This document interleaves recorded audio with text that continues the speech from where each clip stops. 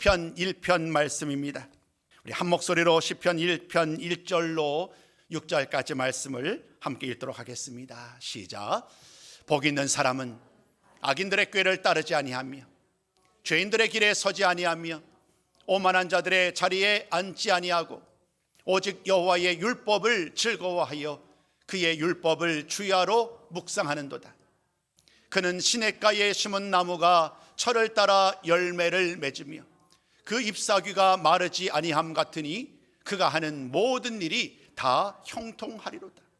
악인들은 그렇지 아니하며 오직 바람에 나는 겨와 같도다. 그러므로 악인들은 심판을 견디지 못하며 죄인들이 의인들의 모임에 들지 못하리로다. 무릇 의인들의 길은 여호와께서 인정하시나 악인들의 길은 망하리로다. 아멘. 할렐루야. 복된 주일, 우리 모두 인사하며 서로 축복하며 서로 환영의 시간을 갖도록 합니다. 주님의 이름으로 환영합니다. 주님의 이름으로 사랑합니다. 우리 한 번 더요. 주님의 이름으로 축복합니다. 우리 새해가 되었으니까 한 가지 더 할까요? 우리 몸으로 하트를 한번 날려주시지요. 사랑합니다라고 서로 한번 축복하며 하트를 나눕니다. 참 좋네요. 새해를 시작하면서 이번 한 달 동안 나눌 말씀의 주제는요, 복입니다. 복. 새해를 시작했으니까 우리 한 해 얼마나 정말 복된 한 해 되기를 원해요. 그러니까 말씀도 함께 해야 되지 않겠어요? 그래서 올 한 해는 정말 우리 모든 사람들에게 정말 복된 한 해가 되었으면 좋겠어요. 하나님의 은혜로 넘치는 은혜와 복으로 충만한 한 해가 되었으면 좋겠어요. 그러한 기대와 소망을 가지고 이번 한 달 동안 계속 복에 대한 주제를 가지고 말씀을 나눌 거예요. 오늘은 지난주는 우리가 한 해의 표를 가지고 말씀 전했으니까요, 실제적으로는 이제 복에 대한 첫 번째 말씀이 되겠네요. 시편 1편, 너무나도 우리에게 익숙한 말씀이지요. 오늘 말씀은 사실 새로운 것이 없어요. 아마도 오랫동안 신앙생활 하신 분들은 수십 번 이상을 아마도 이 말씀을 듣지 않을까 싶어요. 그래서 오늘은 여러분들에게 그 말씀에 담겨져 있는 의미 중에서 오늘 제가 좀 묵상했던 것, 또 묵상을 하면서 받았던 어떤 도전의 말씀에 좀 더 강조점이 있지 않을까 싶습니다. 사는 성도 여러분, 모든 사람들은요 언제나 행복하기를 원해요. 복 있는 사람이 되기를 원하지요. 그러나 실상 살아가는 동안에 그 행복한 사람이 되는 것, 행복을 얻는 것, 행복을 누리는 것은 생각보다 쉽지 않지요. 무언가 다가온 것 같은데, 손에 잡힐 만한 것 같은데, 실제 행복한 삶을 살고 있는데 왜 이렇게 내 마음은 허전한지, 왜 이렇게 내 마음은 불안한지, 이 행복한 삶이 금방 떠나갈 것 같은 거예요. 사라질 것 같은 거예요. 마치 뭐라 그럴까요? 아침 안개처럼, 아침에 자욱한 안개가 내렸다가 이제 온도가 올라가면 그 안개가 사라지잖아요. 우리들의 행복은 언제나 이런 것 같아요. 행복을 꿈꾸고 원하지만, 행복한 삶을 살지만, 그러나 정작 행복한 삶은 그리 오래 되지 않는 것 같아요. 이런 우리의 삶 속에 오늘 이 말씀, 시편 1편 말씀은 우리에게 그런 행복이, 그런 복에 대한 우리의 생각이 잘못되었다고 말합니다. 행복은 그런 것이 아니라는 거예요. 하나님이 말씀하는 복은 그렇지 않다는 거예요. 오늘 여러분과 더불어 함께 우리가 그냥 일상적으로 알았던 행복의 의미가 아닌 하나님이 말씀하시는, 성경이 말씀하는 그 복, 참된 행복, 그 복의 의미를, 또 복의 특징을 함께 나누고 싶습니다. 오늘 시편 1편 말씀을 우리가 나눕니다마는 시편 1편과 2편 말씀은 전체 150편 모든 말씀을 어떻게 바라봐야 하는지에 대한 어떤 시선, 안경과 같아요. 사실 시편 150편에 이르는 수많은 말씀에는요 좋은 이야기만 가득하지 않아요. 그 말씀에는요 온갖 사람이 겪는 아픔과 슬픔 속에서 하나님을 향한 탄식의 이야기, 온갖 감정이 섞인 그런 탄식과 고백과 슬픔의 이야기로 가득합니다. 때로는 시로, 때로는 노래로 하나님을 향하여서 이 시편을 올려드리지만 그 감정은요, 수많은 감정이 교차한단 말이에요. 우리는 늘 원하잖아요. 우리의 마음이, 우리의 감정이 늘 기쁨과 찬양이 넘치길 원해요. 실제 시편 150편 중에는 그러한 찬양시, 감사의 시도 많아요. 근데 이 시편들을 보다 보면은요, 때로는 이런 시들도 만나게 돼요. 고통스러운, 너무도 심각한 박해로 고난에 인해서 힘겨워하여서 정말 한 걸음도 내딛지 못하는 그런 상황 가운데 하나님을 향하여 탄식하는 거예요. 세상 그 누구도 나의 이 아픔을 알지 못하니까, 나의 가족들도 모르니까 그저 하나님께만 탄식하는 기도를 드리는 거예요. 시로, 노래로 하나님을 향하여 드리는 그 시를 우리는 고통과 탄식의 시라고 그러죠. 또 어떤 사람들은요, 죄로 말미암아 견딜 수가 없는 거예요. 이 죄가 너무나도 나를 휘잡아 나를 이끌어가기에 내가 내 삶을 온전히 이렇게 주장할 수가 없는 거예요. 그런 상황 가운데 하나님 앞에 나의 죄로 말미암아 회개 기도를 드리죠. 눈물로 기도하는 거예요. 하나님, 나의 죄를 용서해 달라고.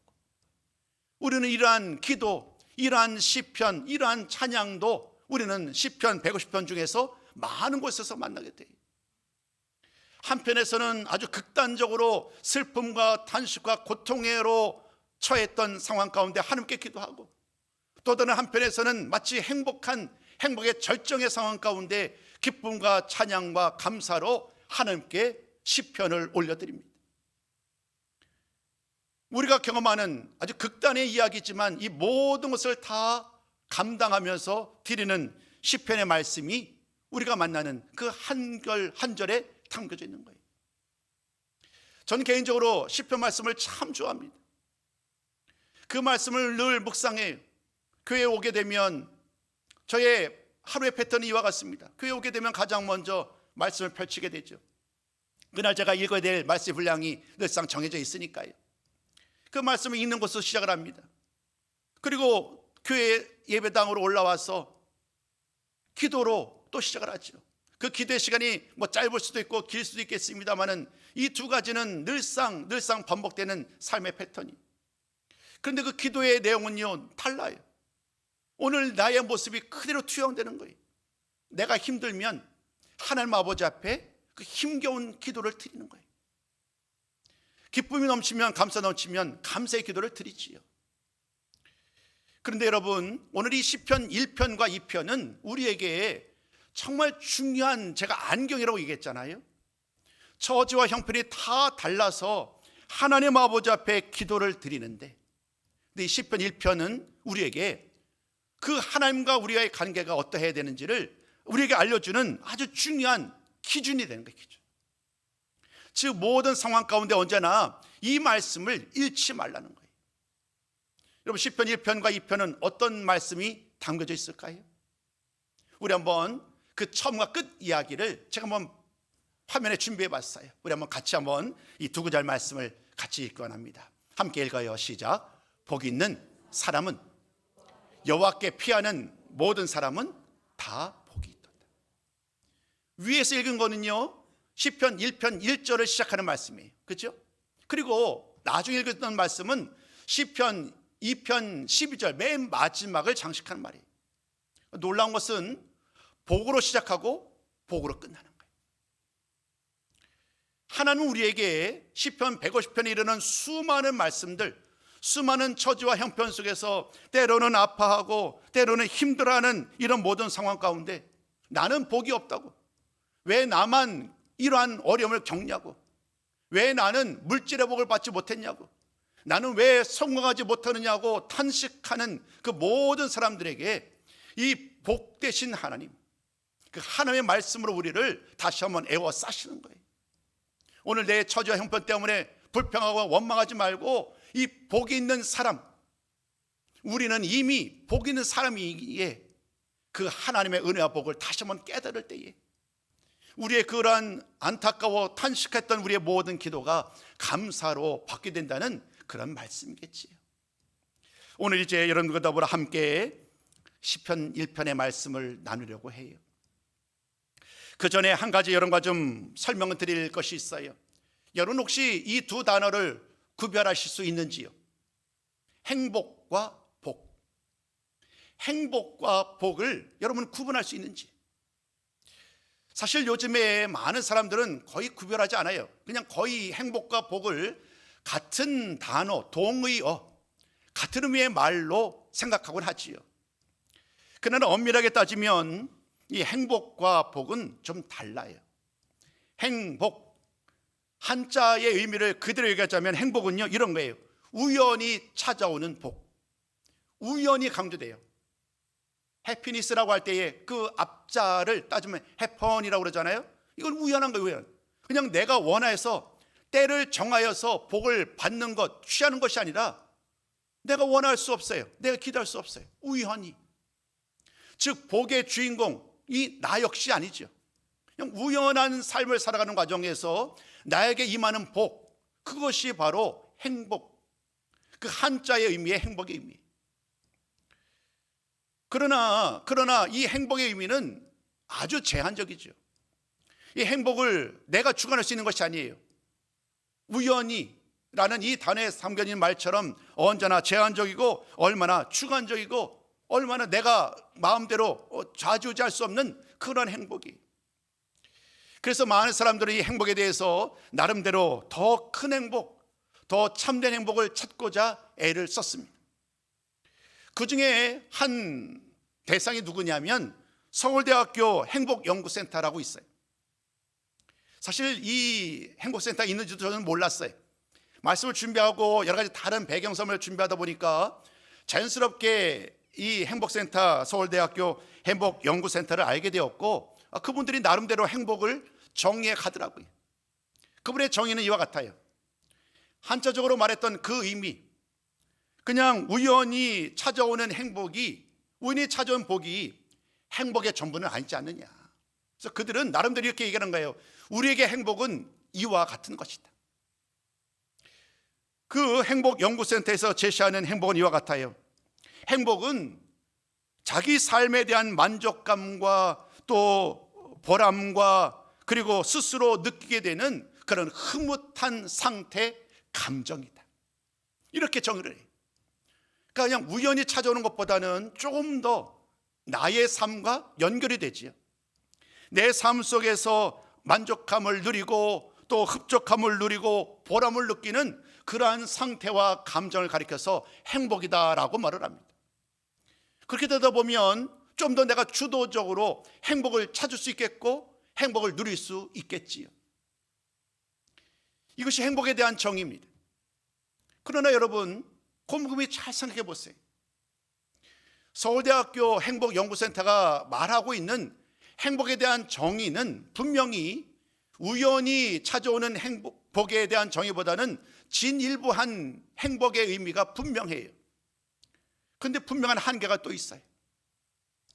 그 행복의 정의가 뭐냐면 철저하게 무엇에 의지하느냐면 감정에 의지해요. 감정. 인간의 감정이에요. 인간의 느낌이에요. 그러니까 내가 느끼는 것, 내가 감정적으로 느끼는 것이 행복이라는 거예요. 여러분 어떨 때 행복하신가요? 저는 그래요. 무언가 원했던 것이 이루어지면, 많은 돈을 벌면, 성공하면, 높은 위치에 오르면 저는 행복해요. 여러분들도 다르지 않으실 거예요. 이 행복의 정의는요, 언제나 이 세상적인 행복의 정의는 한계가 있어요. 아무리 정의를 잘한다고 할지라도요, 그 느낌과 감정은요 상대적이에요. 제한적이에요. 주관적이에요. 내가 느끼는 행복이 다른 사람이 느끼는 행복과 똑같을 수 없단 말이에요. 그러니 지금 그 행복을 누린다고 할지라도 여러분 그 행복은 영원하지 않잖아요. 예를 들면 내가 그토록 소망했던 정말 좋은 아파트, 좋은 곳에 있는 그냥 얘기니까요. 예를 들면 100평짜리 아파트를 들어갔다 해봐요. 얼마나 행복하겠어요. 근데 그 행복은 아마도 오래지 않을 거예요. 한 달, 두 달, 1년 지내다 보면 그 행복은 그냥 없어져요. 세상의 행복은 이와 같아요. 먹구름 잡는 것 같아요. 잡은 것 같지만 그렇지 않아요.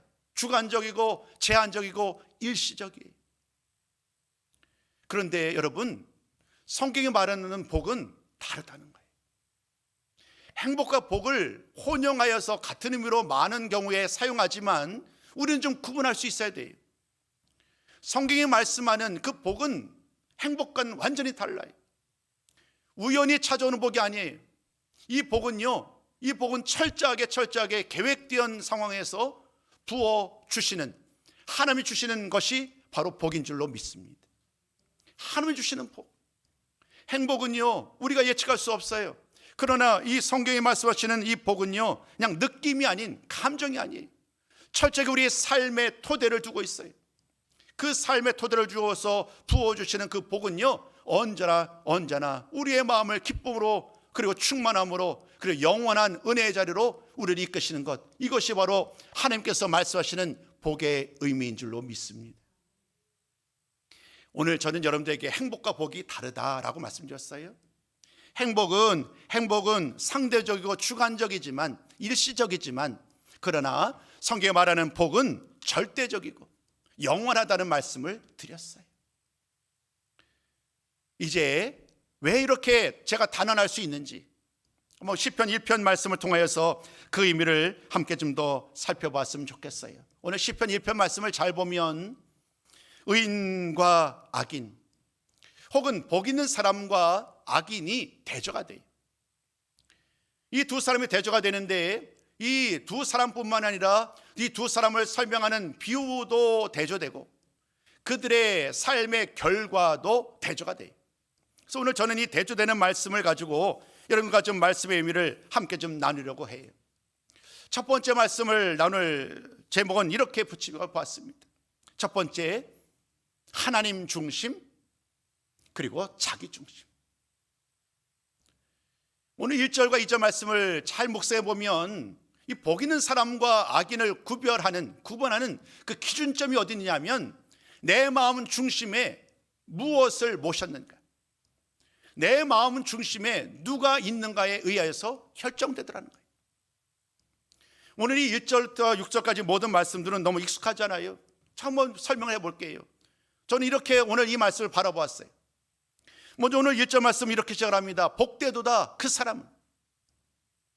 복 있는 사람이라고 오늘 개역개정은 설명합니다마는 좀 더 원에 가까운 해석에 의하면 복 있도다 그 사람은. 이미 이 사람은 복이 있는 사람이에요. 앞으로 무엇을 해서 복이 있는 사람이 될 것이다 라는 것이 아니라 이미 현재 완령이, 이미 복이 있다는 거예요. 이 사람은 복이 있다라고 말하면서 복이 있도다 그 사람은 말하며 그 사람이 누가 복이 있는지를 설명하는데요, 오늘 1절 말씀은요 이렇게 말합니다. 이 세 가지를 하지 않는 사람, 이 세 가지를 하지 않는 사람이 복 있는 사람이다라고 말을 합니다. 여러분 이 말씀 잘 아시잖아요. 먼저 악인들의 꾀를 따르지 않는 사람, 죄인의 길에 서지 않는 사람, 오만한 자들의 자리에 앉지 않는 사람. 이 세 말씀은요 단순한 반복이 아니에요. 여러분 국어적인 표현을 보면 점층법이라고 있어요. 점강법이라고 있지요. 점점 넓어지는 거예요. 점점 깊어지는 거예요. 이 악인과 죄인과 오만한 자, 즉 조롱하는 사람들의 휘둘림을 받아서 점점 깊어져요. 수렁으로, 깊은 수렁으로 빠져가는 거예요. 처음에는 그냥 악인들의 꾀를 따르지 않는 것, 그냥 내가 의지적으로 할 수 있는 것처럼 여겨져요. 근데 그렇지 않아요. 한번 악인들에게 마음을 열어주면 그 악인들이, 사탄 마귀가 우리의 그 약한 부분을 계속해서 미혹하는 거예요. 그래서 점점 악인의 길을 따라가게 되고, 또 그들의 길에 서서 함께 걸어가게 되고, 마침내는 그들이 앉는 그 자리에 함께 앉게 되는 거예요. 헤어날 수 없는 거예요. 완전히 그들의 말에 현혹되어서 이제 계속해서 그들과 어울려 살아가는 그 삶이 바로 악인의 삶이라는 거예요. 의인은, 복 있는 사람은 철저하게 이것, 악인과 어울려 걷지 않고 죄인의 길에 서지 않고 조롱하는 자리에 앉지 않는 사람, 이 사람이 복 있는 사람이다라고 아주 단정적으로 말을 합니다. 이것은 조금은 뭐랄까요, 소극적인 의미의 복 있는 사람에 대한 설명이에요. 2절 말씀은 더 적극적으로 말을 합니다. 복 있는 사람은 이와 같은 사람으로 말을 하는데 그 사람은 바로 하나님의 말씀을 가까이 하는 사람, 하나님의 말씀을 묵상하는 사람, 늘상 아침과 저녁으로 읊조리는 사람, 하나님의 말씀을 묵상하는 사람이 복 있는 사람으로 말을 하죠. 여러분, 여기서도 단순히 하나님의 말씀을 잘 읽는 사람이 복 있는 사람이라고 제한해서는 안 돼요. 하나님의 말씀을 잘 묵상하면 어떤 일이 생기나요? 그 말씀의 의미를 깨닫게 되겠지요. 그 말씀을 묵상하다 보면 그 말씀 가운데 함께 하시는 하나님을 만나게 되는 거예요. 하나님의 마음, 하나님의 성품을 깨닫게 되는 거예요. 하나님의 사랑을 경험하게 되는 거예요. 말씀을 묵상하면 하나님을 만나고, 하나님을 만남으로 말미암아 이제는 그 하나님의 말씀 붙들고 하나님과 더불어 즐거운 삶을 살게 되는 거예요. 하나님의 말씀을 묵상한다는 것은 이렇게 단순히 읽는 것이 아닌 우리의 삶 속에 함께 하시는 하나님을 만나게 되는 것, 이것이 바로 복 있는 사람의 특징인 줄로 믿습니다.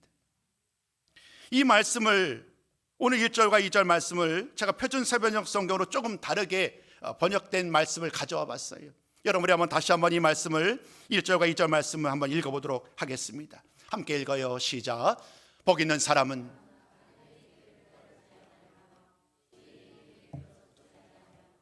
오만한 자들의 자리에 함께 앉지 아니하며 밤낮으로 율법을 묵상하는 사람이다. 아멘. 제가 설명드린 그대로입니다. 단순히 피하는 것으로 만족하지 아니하고 적극적으로 내 마음에, 내 삶 속에 하나님을 받아들이시라는 거예요. 하나님의 말씀이 내 삶을 이끌어갈 수 있도록, 나의 주장이, 나의 생각이 아니라 말씀이 나를 이끌어갈 수 있도록 그 말씀에 하나님께 내 자리를 내어 주시라는 거예요. 이것이 복 있는 사람의 특징이에요.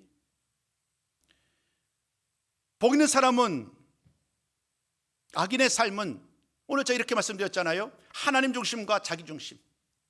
이에 대한 설명은 뭐 더 깊이 설명드리지 않아도 이해하실 거예요. 여러분, 악인은요, 하나님을 경외하지 않아요. 그 마음에 하나님이 없는데, 하나님을 주인으로 여기지 않는데, 내가 내 삶의 주인인데 어떻게 그 사람이 하나님을 사랑할 수 있겠어요? 어떻게 하나님을 경외할 수 있겠어요? 그는 철저하게 자기 중심적으로 살아가요. 내가 어떻게 나의 계획과 내 뜻을 이룰 수 있을지, 어떻게 하면 내가 성공할 수 있는지, 그 방법을 따라 살려고 온갖 방법을 다 동원하는 거예요. 때로는 사람들과 싸워서 승리해서 쟁취해야 되고, 이런 온갖 방법으로 자기중심적인 삶을 살아가는 사람, 그를 가리켜서 우리는 오늘 본문은 악인이라고 말을 합니다. 그러나 복 있는 사람은 다르지요. 이 복 있는 사람은요, 철저하게 하나님이 그 마음의 중심이 되는 거예요. 언제나 하나님을 경외하고 늘 하나님의 말씀의 인도함을 따라 살아가는 사람, 즉 하나님 중심, 말씀 중심으로 살아가는 이 사람이야말로 복 있는 사람이다라고 오늘 1절과 2절은 우리에게 말을 합니다. 사랑하는 성도 여러분, 새해를 시작하면서 이번 한 달 동안 복이라는 주제를 가지고 말씀을 전하는데, 그 첫 번째 단락의 결론을 말씀을 드리자면, 언제나 내 삶의 주인이 하나님이심을 고백하며, 내 삶의 주인이 내가 아님을 이 시간 온전히 나를 내려놓으시고 그 자리에 하나님으로, 하나님의 말씀으로 채워져서 언제나 하나님의 인도함을 따라 살아가는 우리 모든 성도님들이 되시기를 주님의 이름으로 축복합니다. 두 번째 말씀을 전합니다. 똑같이 대조되는 말인데요, 오늘 말씀을 보면 이렇게 두 가지 말씀이 대조가 됩니다. 시냇가 심긴 나무와 바람에 나는 겨. 말씀 3절부터 시작되는 말씀이죠. 3절. 이 3절 말씀을 보면 시냇가에 심은 나무 그리고 바람에 나는 겨라는 이름으로 비유를 합니다. 즉, 복 있는 사람은 시냇가에 심은 나무와 같다는 것이고요, 악인은 바람에 나는 겨와 같다는 것이겠지요. 이 비유의 말씀에도 참 많은 의미가 담겨져 있어요. 이 비유의 말씀 딱 한 구절이죠. 시냇가에 심은 나무. 이 말씀만 보아도, 3절 말씀만 보아도 무려 이 복이, 구체적인 복이 5가지나 등장을 해요. 그 복 중에 첫 번째가 뭐냐면, 이 나무는 그냥 우연히 어느 한 자리에 있어서 자라는 나무가 아니에요. 이 나무는요, 누군가가 의도적으로 심은 나무예요. 그러니까 정확한 표현하자면 이런 거죠. 시냇가에 심기운 나무. 시냇가에 심긴 나무가 정확한 표현이에요. 이 나무, 시냇가에 심은 나무는 그냥 우연히 그 자리에 있어서 그냥 뿌리를 내린 것이 아니라 누군가가 그곳에 목적이 있고 의도가 있어서 그곳에 심었다는 거예요. 두 번째, 시내도 중요합니다. 시냇가. 이 시내 같은 경우는 어떤 의미냐면 이런 거예요. 여러분, 우리 주변에 얼마나 많은 시냇가, 강물, 바다를 알잖아요. 이 시냇가의 가장 큰 특징은 뭐냐면 마르지 않아요. 어떤 가뭄에도 물이 마르지 않아요. 이 시냇가는요, 영원한 물이 흘러내리는 그런 시냇가예요. 한번 여러분 생각해 보세요.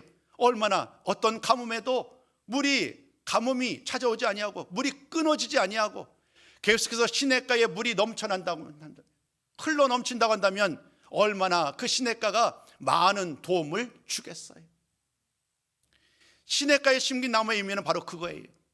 이 물이 끊어지지 아니하고 넘쳐나는 그 흘러내리는 시냇가에 지금 누군가가 나무를 심었다는 거예요. 어떤 일이 일어나나요?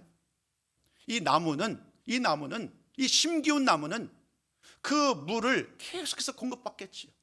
이게 복인 거예요. 심기운 것도 복이고 또 마르지 않게 계속해서 물을 공급받는 것도 복이고, 또 3절 말씀 계속 이어가면 이렇게 얘기합니다. 많은 열매를 맺는다. 무성한 잎사귀가 그들에게 가득하다. 그리고 맨 마지막에 이렇게 말을 하죠. 하는 일마다 잘 될 것이다.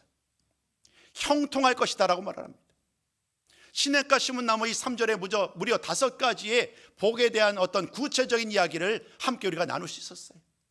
이게 비유예요. 자, 그러면 이 비유의 의미를 우리가 알 필요가 있잖아요. 여기서 말하는 이 시냇가에 심기운 나무는 바로 저와 여러분, 우리들을 말하고요, 바로 복 있는 사람을 말해요. 우리는요, 우연히 오늘을 살아가는 사람이 아니란 말이에요. 우리 모두는 누군가의 목적을 따라서 지금 이곳까지 인도함을 받았고, 누군가의 목적을 위하여 지금까지 심겨온 존재가 바로 저와 여러분, 우리들인 줄로 믿습니다. 그 누군가가 바로 하나님이시지요. 여러분, 이것은 어렵지 않잖아요. 하나님의 선하신 계획을 이루기 위하여 우리를 어디에요? 시냇가, 영원히 끊어지지 아니하고 마르지 않는 샘물 곁 가장 좋은 곳, 그곳에 하나님은 우리를 심겨 주셨다는 거예요. 여러분, 이게 복이에요. 우리가 무엇을 잘해서, 내가 하나님 앞에 무언가를 잘해서 심는 것이 아니라 그저 하나님의 은혜로 우리는 심겨진 존재예요. 이 자체가 그냥 복인 거예요, 여러분. 그러니까 여러분, 늘 하나님 아버지 앞에 우리는 더욱더 감사를 드려야 돼요. 나 같은 죄인을 살리셔서, 하나님이 나를 사랑하셔서 이렇게 영원히 목마르지 아니하는 샘물과 같은 이 은혜의 자리로 우리를 불러주시고, 그 은혜의 강물을, 그 복된 강물을 늘 마실 수 있도록, 성령의 충만함을 따라 살아갈 수 있도록 우리를 인도하신 분, 그 하나님의 은혜로 말미암아 오늘도 내가 복된 삶을 살고 있습니다. 이렇게 고백하셔야 되는 거예요. 그 복된 은혜의 삶은요, 열매가 넘치는 거예요. 잎사귀가 가득한 거예요. 날마다 형통한 거예요. 이런 모든 말씀을 잘 설명하는 구절이 한 구절 더 있어요. 예레미야 17장 7절로 8절 말씀이에요. 여러분, 이 말씀을 꼭 좀 메모해 놓으세요. 그리고 오늘 계속 묵상해 보세요. 같이 한번 읽어봅니다. 자, 시작. 무릇 여호와를 의지하며 여호와를 의뢰하는 그 사람은 복을 받을 것이다. 그는 물가에 심어진 나무가 그 뿌리를 강변에 뻗치고 더위가 올지라도 두려워하지 아니하며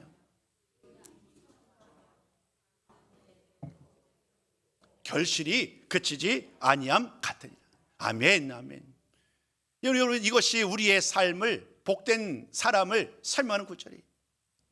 늘 이 말씀을 묵상하면서 이 말씀대로 될 수 있다라는 확신 가지고 믿음으로 순자며 걸어가시기를 소망합니다.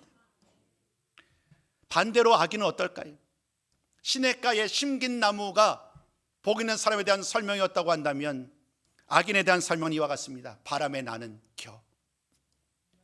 바람에 날리는 그리고 겨. 여러분, 겨는 뭐예요? 껍질이에요, 껍질. 알맹이가 없어요. 쓸모가 없는 거예요, 한마디로. 더 심각한 것은 이 겨는요, 쓸모가 없고 가벼워서 알기가 없으니까. 그런데 이것이 더군다나 바람에 흩날려요. 그나마 알곡이 있어서 좀 이렇게 무겁다면, 알차다면 바람이 불어도 덜 흔들릴 텐데, 덜 이렇게 좌우로 흔들리지 않을 텐데, 이 겨는요 그냥 가벼워요. 아무것도 없는 껍데기에 불과해요. 그러니 바람이 불면 그냥 이리저리 날려다니는 그런 존재에 불과한 거예요. 동에서 서로 불면, 서에서 불면 그냥 아무런 목적 없이, 아무런 기도 없이 그냥 큰 날릴 뿐이에요. 당연스럽게 바람이 나는 이 겨에는 무성한 잎사귀도 없겠지요. 열매도 없어요. 그냥 빈 껍질에 불과한 거예요. 아무 쓸모없는 거예요. 아기는 아무 쓸모없고 결국 마지막에 이렇게 되죠. 그냥 이리저리 날리다가 사라지는 거예요. 너무 완벽하게 대비되지 않나요? 바람에 나는 겨는 쓸모없어 버려질 뿐인데, 시냇가에 심긴 나무는 철을 따라 열매를 맺고 무성한 잎사귀를 통하여 형통이 되는 이 아름다운 이 비유, 이 이미지는 우리에게 참으로 많은 것을 생각하게 합니다. 여러분, 의인의 길을 가시겠어요? 악인의 길을 가시겠어요? 복된 사람이 되시겠어요? 아니면 악한 사람이 되시겠어요? 오늘 이 말씀이 얼마나 강력한지 그 그림을, 이미지를 잘 머릿속에 그려보시고, 오늘 다시 한번 하나님의 약속을 따라, 하나님의 말씀을 따라 하나님을 가까이 하시면서 언제나 복 있는 사람, 시냇가에 심겨온 나무처럼 하나님의 은혜와 복을 누리는 우리 모든 성도가 되시기를 다시 한번 주의 이름으로 축복합니다. 세 번째입니다. 세 번째는 이렇게 대비할 수 있어요. 인정하고 복 주심, 그리고 심판과 멸망. 오늘 5절과 6절의 말씀이에요. 오늘 5절과 6절의 말씀을 보면 4절부터 시작되는 쭉 이어지는 말씀이 이제 결과라고 할 수 있겠지요. 오늘 맨 마저 보면 악인에 대한 설명부터 먼저 할게요. 바람에 나는 겨와 같은 존재이니 어떤 기대와 열매가 있겠어요? 그러니요, 오늘 말씀에 의하면 심판을 받게 될 텐데 얼굴을 하나님 앞에 들 수 없다는 거예요. 왜 그러냐면 하나님이 그들에게도 기회를 주었거든요. 하나님의 말씀을 잘 들을 수 있도록 그 마음의 중심이 자기가 아닌 하나님 중심으로 살라라고 하나님은 그들에게도 말씀을 하셨거든요. 근데 그들은 애써 그것을 외면한 거예요. 내 삶의 주인은 나라는 거죠. 내 삶의 주인은 내니까 하나님 굳이 내 안에 들어오지 않으셔도 됩니다라고 하면서 끝까지 하나님의 초청을 거부한 거예요. 마지막 날 하나님 앞에 서게 되는데 결국 하나님의 말씀을 거절하고 하나님의 가르침에 무관심했으니 얼굴을 들 수 없는 거예요. 결국 그의 마지막은 심판이요, 멸망, 그냥 사라지는 거예요. 그에 비해서 오늘 우리가 나눴던 것처럼 우리 의인, 복 있는 사람은 어떻게 되나요? 하나님의 그를 인정해 주신다. 하나님의 그를 인정해 주신다라는 말은 이런 거예요. 하나님이 그를 아신다는 거예요. 하나님은 그를 아시는 거예요. 모든 처지와 형편과 상황과 필요를 아시는 거예요. 아셔서 그의 필요 따라 오늘 내가 하나님께 기도할 때에, 오늘 하나님께서 정말 힘겨워하는 그 순간 하나님이 알고 있어, 내가 너의 지금 아픔을 알고 있다고 하면서 위로의 말씀으로, 은혜의 말씀으로 그를 감싸주시는 거예요. 여러분, 이것이 하나님이 그를 안다, 그를 인정한다는 이 말씀입니다. 얼마나 복이 있어요. 수많은 어려움 속에서도, 수많은 위기 속에서도 하나님이 그를 아시고 돌보시고 인도하시고 구원하시고 또 공급하시고 이런 모든 역사를 주관하시는 분, 그분이 하나님이시고 복의 근원이 하나님이신 줄로 믿습니다. 그 하나님이 날마다 하나님의 말씀을 묵상하고 하나님의 사랑을 깨닫고 그 말씀 따라 살아가는 성도들을 향하여 오늘도 그들을 붙잡아 주시고 인도해 주시고 함께 해주시고 구원의 길로, 은혜의 길로 인도하시는 줄로 믿습니다. 이제 말씀의 결론을 드리고자 합니다. 오늘도 많은 사람들은 행복을 추구해요. 대한민국 헌법이 어딘가 있죠? 행복 추구권. 정확히 저 기억은 나지 않습니다만은 본 듯한 배웠던 기억이 나는 것 같아요. 행복 추구권. 네, 목사. 네, 저보다 우리 목사님이 더 많이 아시네. 행복을 추구해. 그런데 여러분, 그런데 세상이 말하는 그 행복 추구권에서 정말 준 것이 빼져 있죠. 복의 근원은 하나님이신데 그 행복은 언제나 물질, 명예, 성공에서 행복을 찾아요. 그 행복은 영원할 수 없잖아요. 이미 말씀드린 것처럼. 오늘 다시 한번 결론의 말씀은 명확합니다. 오늘 하나님은 우리에게 그 참된 행복을, 그 영원한 복을 하나님에게서 찾으라고 말씀하시는 거예요. 하나님께만 복이 있으니까요. 여러분, 바라기는 올 한 해에 그 하나님께 온전히 붙잡힌 바 되어서 하나님을 늘 가까이 하며 하나님의 말씀을 더욱더 가까이 하고 늘 하나님의 말씀을 따라 살아가는 동안에 하나님 어떻게 나의 삶 가운데 복으로, 충만한 복으로 부어주시는지를 늘 경험하시고 또 많은 사람들 앞에 전할 수 있는 복된 성도님들 되기를 원합니다. 복 있는 사람.